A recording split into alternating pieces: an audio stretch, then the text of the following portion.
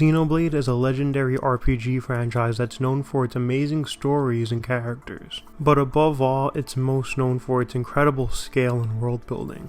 And given that these worlds are so lived in and rich in lore, it's completely natural that the series is littered with dark corners. I would actually say that the games wear horror on their sleeve, and despite being adventure games, they can truly be scarier than most intended horror experiences. But Xenoblade is unique in that, though the horror is pretty blatant, the scale is so large oftentimes we have no time to dwell on it. When the stakes tend to be the fabric of reality and the world at large, anyone could be forgiven for not dwelling on the more quiet moments. Today, our expedition takes us through the horrors of Xenoblade.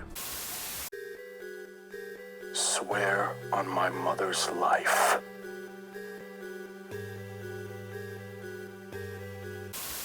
It is no secret that the conclusion of Torna the Golden Country is far from a triumphant victory. It is a hollow, so-called victory against Malos, resulting in the obliteration of an entire country. Party members are separated, be it by their newfound duties or death. And a community of people, both young and old, who we as the players have invested countless real-world hours into, solving problems and doing favors, have seemingly just become collateral, be it by the hands of Malos or our very own. But I feel more often than not, people forget that this bombastic climax is only the penultimate battle. Though ultimately the fate of Torna was a true atrocity, and an infamous battle that will remain a massive stain on Alrest's history that will be echoed throughout eternity. The true final boss puts this already bleak and bittersweet ending into a full-out nightmare.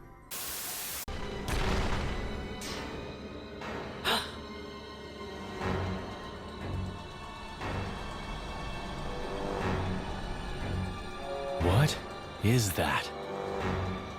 Caught up with you at last, Laura. How do you know my name? It knows human speech. But it's not a blade.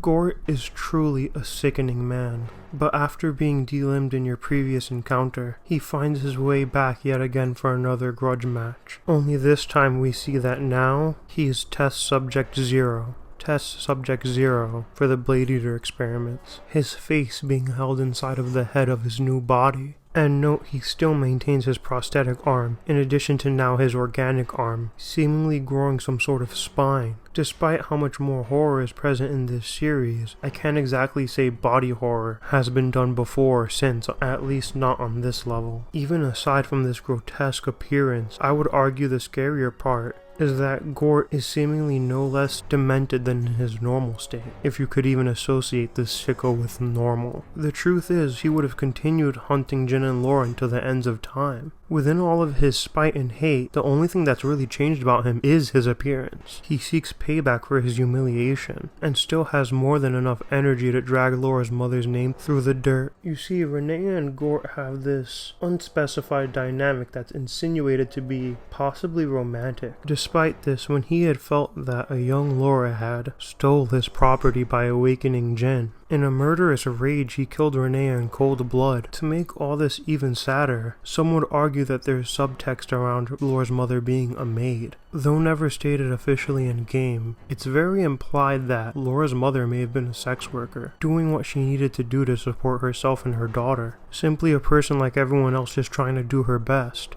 It all makes Gort cathartic to take down, because the battle itself does have a lot of personal stakes. But juxtaposing this encounter with any other JRPG final battle, even within the series, you begin to realize how much differently he's handled. Gort is large, but you fought larger. There's no gaudy set pieces or iconic location. He simply arrives at your campfire in the middle of the woods. He's not even accompanied by any form of bombastic or imposing track. Instead, a quiet, eerie piece, with piano playing and some light string work. By the time you've dealt the final blow, all he has to say for himself is, "I still wanted to play." After Torna already outdoes itself with the fall of Torna, it decides to leave you with this encounter. And I find it so odd that not many more people talk about it, but maybe it's because before you get any time to sit with this, you are hit with possibly the greatest credit sequence of all time, a legendary credit sequence that leads you into the start of the main game. You see, from the start of this adventure, we all know too well the consequences of getting too close to our new protagonist, Laura. We all know the fate of our leading heroine, a vegetated slumber that basically serves as a prolonged death sentence. After everything and all we have pushed through, at the handwave of a Malthus, our journey as Laura concludes. And people say Mother 3 was the darkest story conceived by Nintendo. Metal scratching.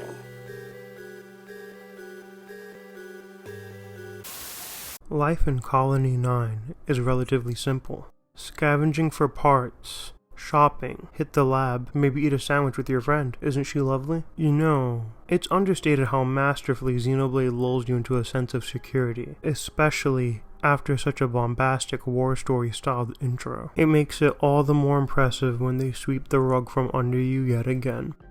At this point, the biggest problems at our home has basically boiled down to needing to nab some more ether cylinders, in particular for the army's mobile artillery. At this point, you're more than versed in fighting a handful of animals and even some monsters, and it's all starting to get a little bit familiar. Your fetch quest ends with a battle against some ancient machinery, and at the time this feels pretty intense, considering that at this point, the only thing you could really compare this machine to is a Mechon. But also take note, by this point, it's established that there's no way to harm Mechon outside of wielding the Monado. But before you have time to deliver your convoy, the town is being absolutely ransacked by swarms of Mechon. And the war hero, who up to this point has been the only person able to effectively wield the Monado, is completely out of commission. But just our luck, now we as Shulk could use the Monado to take out these Mechon. Finally, we're not sitting ducks anymore. Well, our little power fantasy doesn't last long before the game brings us right back down to reality, where we're greeted by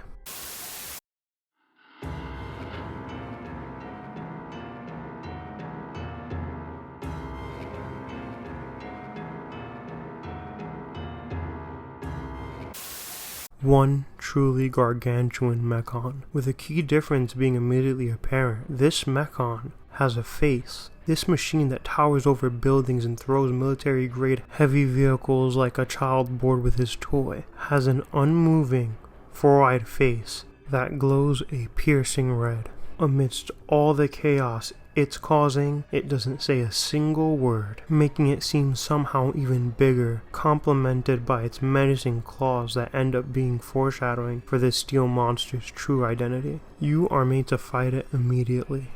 However, now the Monado proves to be utterly useless, basically knocking you back down to square one. Hope that killing those standard grade Mechon didn't get to your head. Inevitably you fail and it leads to Fiora's death, and it's all portrayed truly cruel. After giving it her all with her battle vehicle, Fiora is left in a truly helpless state, and because of how the scene is shot, we as a player feel just as stuck as her somehow. But we also feel far away like Shulk. As he watches her get impaled and then discarded like garbage, all we can do is watch her get torn apart by all of the Mechon grunts. Far before we know anything about Metalface's true identity, he has already left his mark in one of the most horrifying RPG intros I've ever experienced. These truly horrific events that unfold here fuel your resolve as the player, fuels you to push on and fight to avenge your friend, and pushes you to resolve the mysteries between the Bionis and the Mechonis. Though grim, the future is never completely written. The Collector.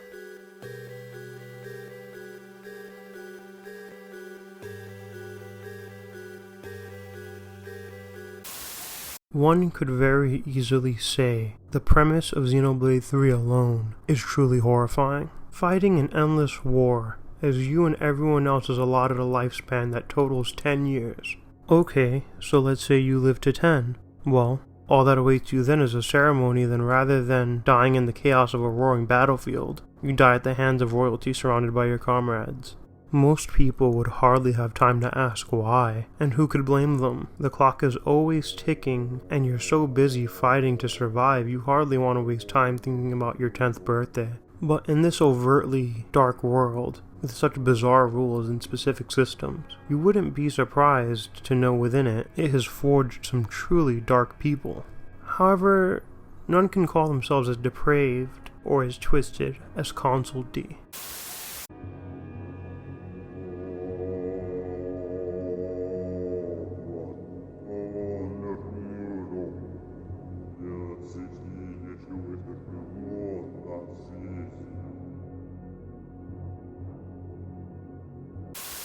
Not every entity is bound by the rules of the 10-year homecoming within the world of Aionios. The standard rules being you live 10 years and then die, but not long after death you are rebirthed. Rebirthed to start everything all over again. Only this time, you remember not a single thing about your past lives. Well, at least you don't remember them consciously.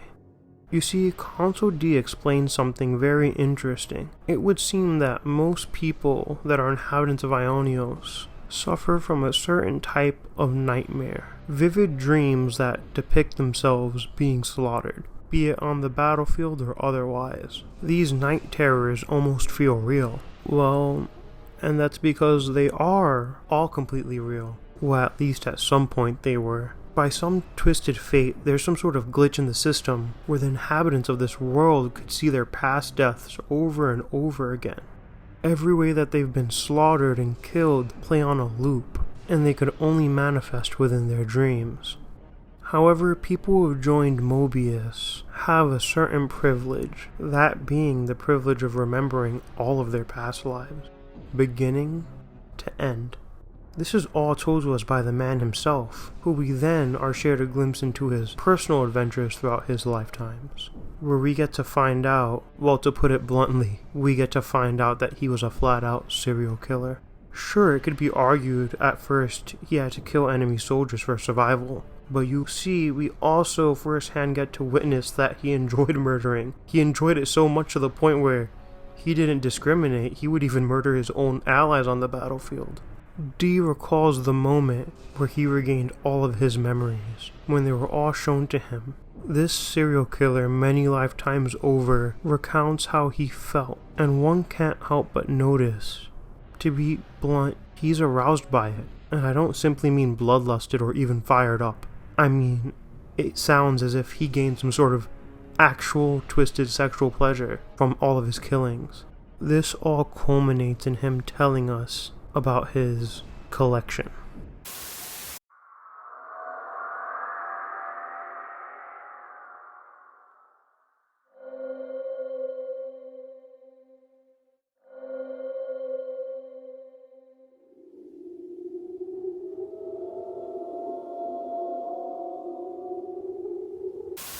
He now returns to a stored collection of heads.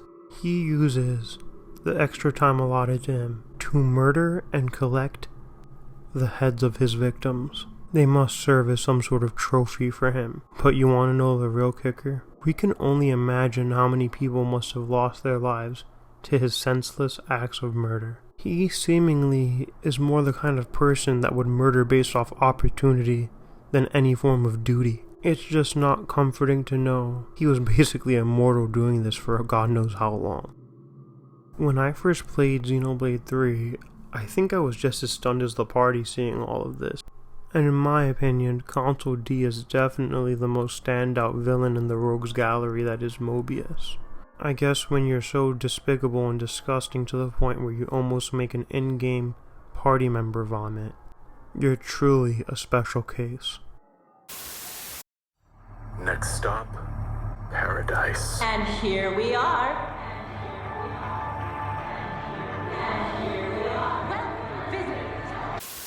Reaching Elysium is one of the moments in gaming I can truly say I undoubtedly will never forget.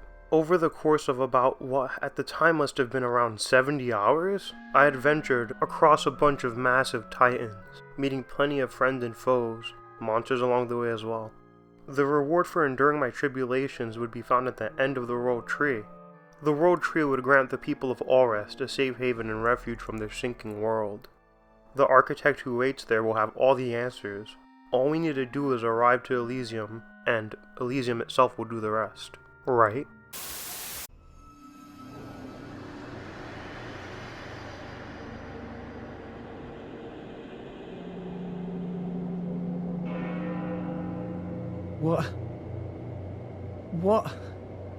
is this place? No.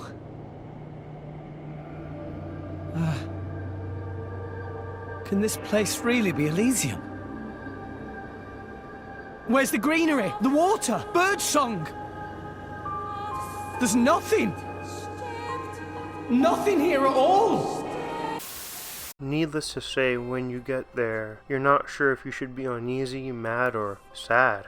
It's just such a gut punch that this so-called paradise turns out to be a desolate, barren wasteland with seemingly zero resources to offer. Most eerie of all are the parallels between our real world and Earth. You see, I personally had gotten Xenoblade 2 before I played Xenoblade 1, so I never saw any of this coming. And I remember being truly shook. It was the last thing I expected out of this high fantasy sci-fi hybrid RPG from Nintendo. The involvement with real-world Earth, and the complete shift in gears with commentary into weapons of mass destruction, and mortals wielding toys of genocide. It all truly did scare me the first time I played, and believe it or not, there's still plenty I haven't gotten into, but perhaps it's best saved for another Xenoblade themed episode. Thank you for watching.